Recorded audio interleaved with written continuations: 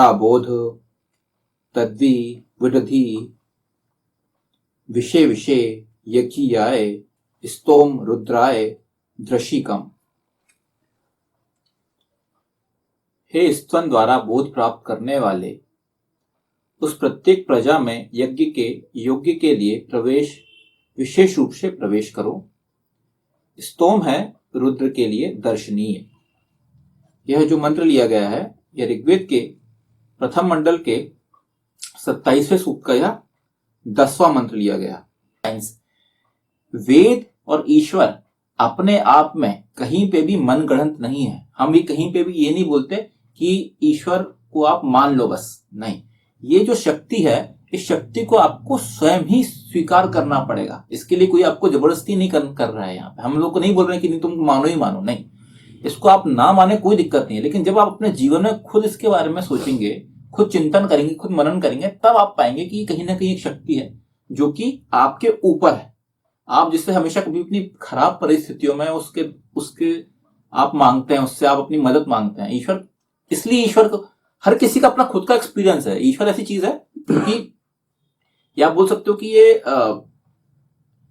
Relative चीज है। Relative मतलब क्या, हर एक इंसान के हिसाब से उसका अपना ईशान प्रधान या ईश्वर मानने की एक वो चीज होती है।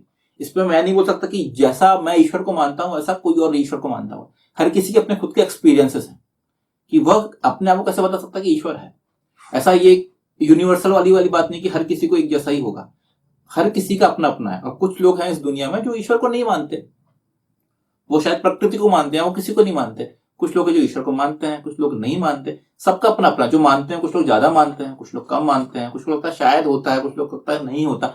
जो भी है, सब लोग जो भी माने, लेकिन ये जो चीज है इसे आप अपने एक्सपीरियंसेस से मान सकते हैं, इसको समझ सकते हैं।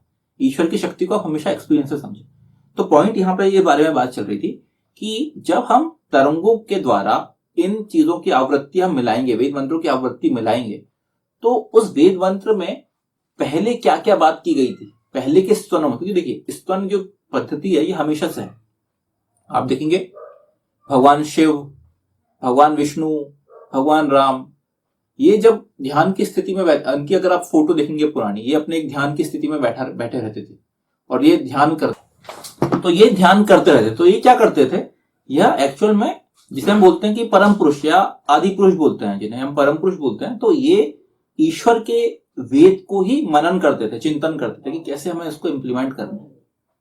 इसके लिए आपको, तो जब आपके भगवान जिन्हें आप भगवान मानते हैं वह स्वयं अगर ईश्वर की उपासना करते थे, ईश्वर की उपासना करते मतलब वेद का अध्ययन करते थे, वेद को पढ़ते थे, समझते थे, वेद पे मनन करते थे, तो अगर हम उस चीज का मनन या चिंतन कर रहे हैं तो आप पाएंगे कि वो जो फ्रीक्वेंसी वो मैच करेगी। उसके लिए यहां पे क्या होगा, आप अपने जीवन में जो भी परेशानी आएगी या उस वेद मंत्र के हिसाब से जो वेद मंत्र में बताया गया है उसको आप यूटिलाइज करेंगे, उसको पढ़ेंगे, समझेंगे, तो आप पाएंगे कि उसका प्रभाव आपके ऊपर पड़ेगा। तो उसके लिए यहां पे लिखा गया है कि कई बार हो सकता है कि आपके जीवन में बहुत परेशानियां आए और आप वेद मंत्र पढ़ने के बाद या स्तवन करने के बाद आपको वो परेशानी का सॉल्यूशन मिल जाए। ये सब यहाँ पे बात की गई है।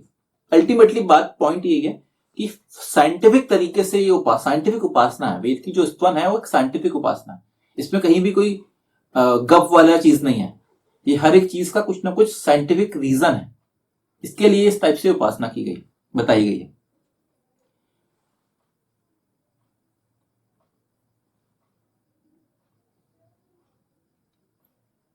जिससे स्तवक एवं एक भिन्न तरंगों और किरणों के प्रभाव मंडल में पहुंच जाता है, जहां उसकी बुद्धि के प्रेरण के लिए अनेकों किरणों और तरंगे उसके मन मस्तिष्क को प्रभावित करती हैं।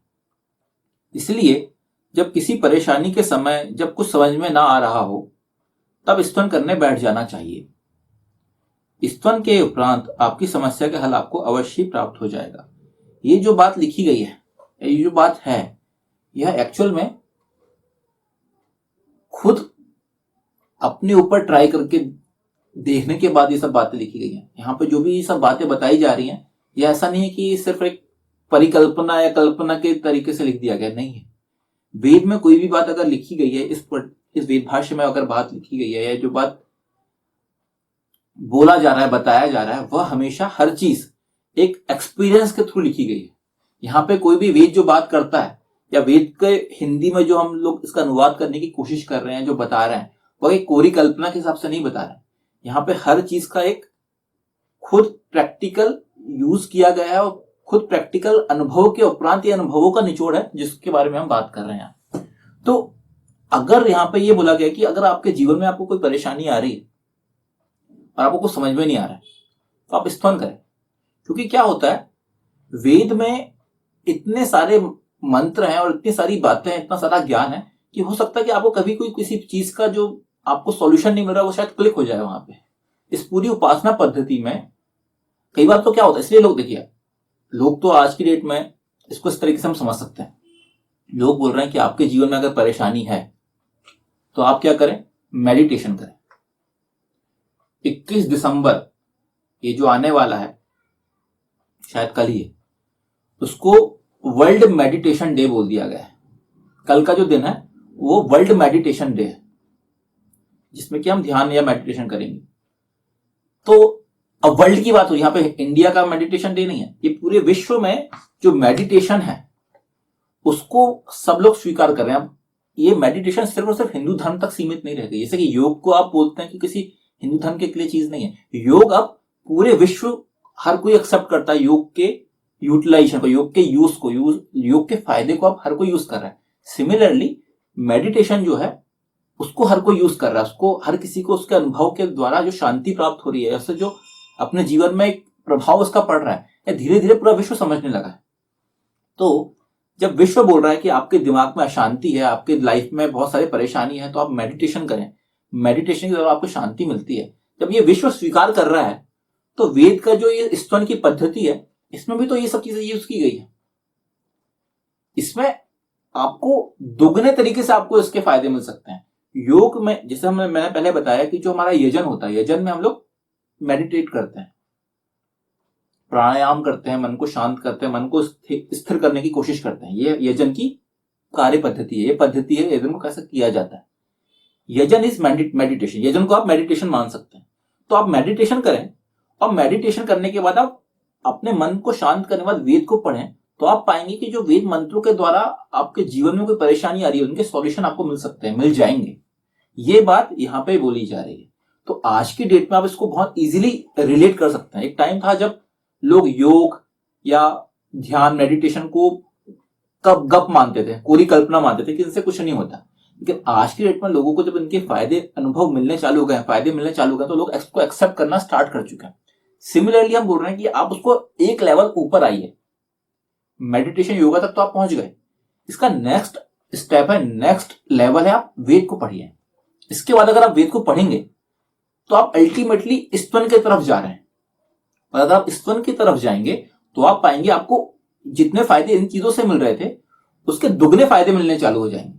तो क्या होगा, आपको शांत मन को शांत करने के बाद आप वेद का पाठ करेंगे, वेद को पढ़ेंगे, समझेंगे, तो आप पाएंगे कि आपके जीवन में जो प्रॉब्लम्स है उनका सॉल्यूशन आपको इजीली मिलना स्टार्ट हो जाएगा। आपको कहीं ना कहीं शांति अनुभव होगा, आपको कहीं ना कहीं क्लिक होगा कि यार इसको कैसे सॉल्व कर सकते हैं।